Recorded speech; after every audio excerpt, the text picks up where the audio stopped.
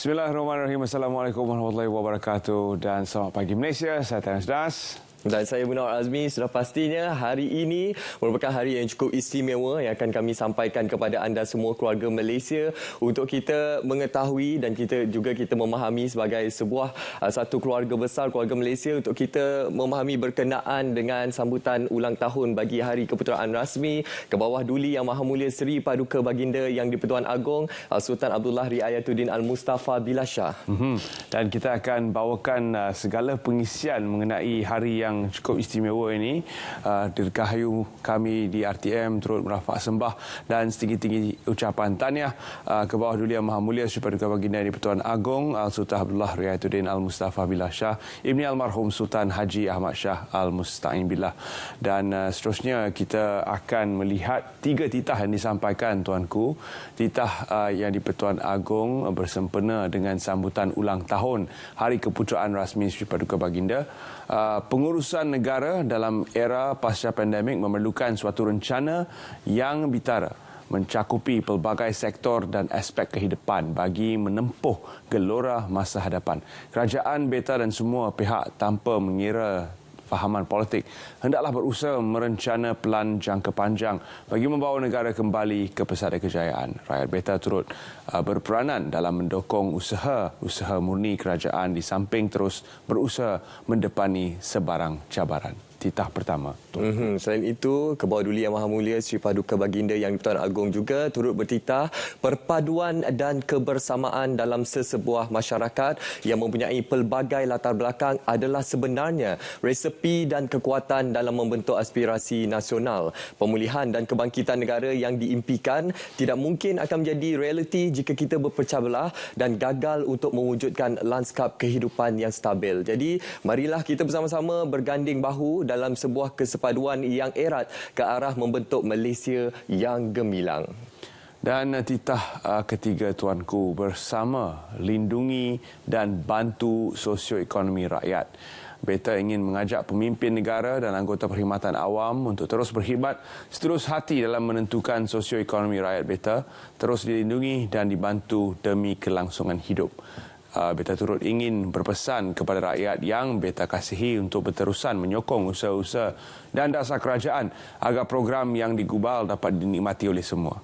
Sebagai rakyat Malaysia, kita semua perlu berganding bahu dan menggalas tanggungjawab masing-masing. Ibarat kata pepatah, ke bukit sama didaki, ke lurah sama dituruni. Titah Seri Paduka Baginda.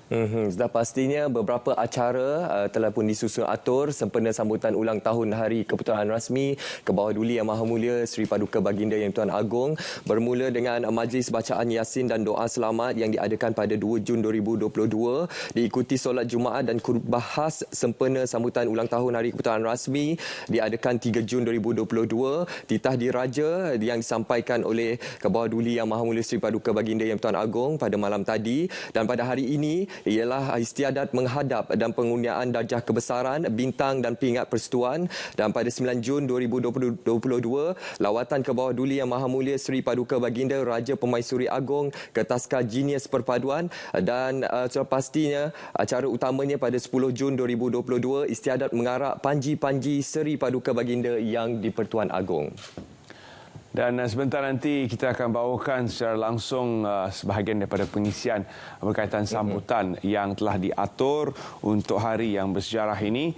Dan seterusnya kita lihat pautan-pautan berita Munawar berkaitan dengan hari ini. Pertama, kita melihat apakah yang disampaikan oleh Yang Berhormat Perdana Menteri bersempena dengan Hari Keputeraan Seri Paduka Baginda di-Pertuan Agong.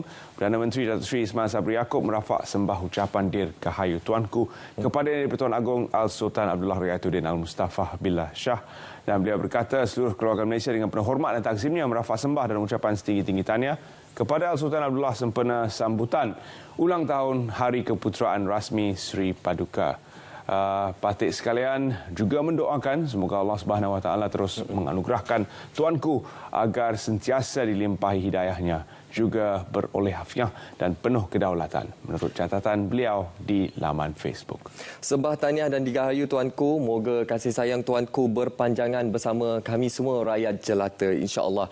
Dan juga kita ingin berkongsi kepada anda berkenaan kabar gembira buat kita semua keluarga Malaysia, iaitu 3 atlet Muay Thai bergelar juara dunia. Wow.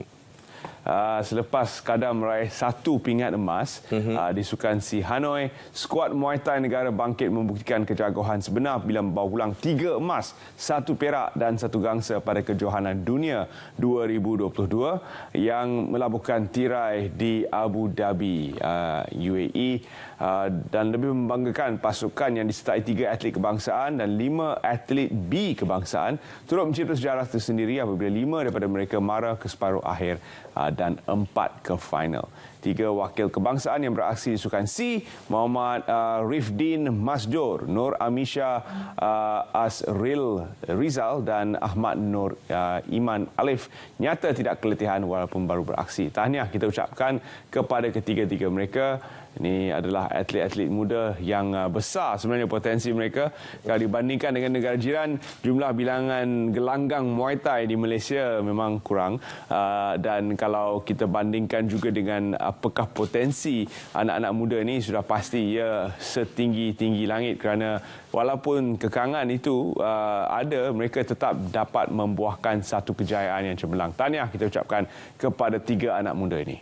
Oh, baik, selain itu juga seperti yang kita sudah maklum, 5 Jun pada setiap tahun merupakan Hari Alam Sekitar Sedunia, dan semalam juga kita telah melihat Yang Berhormat Perdana Menteri turut hadir bagi meraihkan Hari Alam Sekitar Sedunia ini yang diadakan di Taman Tugu Negara, dan juga Yang Berhormat Perdana Menteri menggesa agar penggubalan akta berkaitan alam sekitar perlu disegerakan. Dan ini dinyatakan sendiri oleh Yang Berhormat Perdana Menteri yang meminta Kementerian Alam Sekitar dan Air KASA segera membentangkan perkembangan terkini penggubalan akta berkaitan alam sekitar pada mesyuarat Kabinet Rabu ini.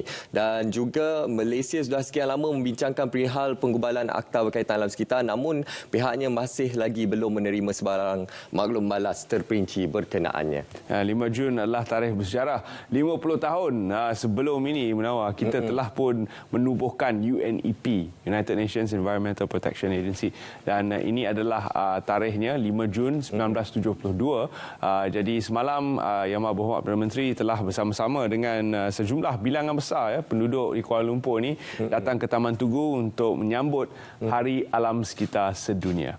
Sudah pasti peranan kita semua juga, keluarga Malaysia, adalah sangat penting untuk kita memastikan alam sekitar kita ini kekal lestari dan dapat kita warisi ke generasi yang akan datang. Baik, itu antara perkembangan terkini yang akan kami sampaikan kepada anda, apa yang utama di dada akhbar. Pastinya sepanjang kita bersiaran pada hari ini, banyak lagi perkongsian dan juga informasi menarik yang akan kami sampaikan kepada anda.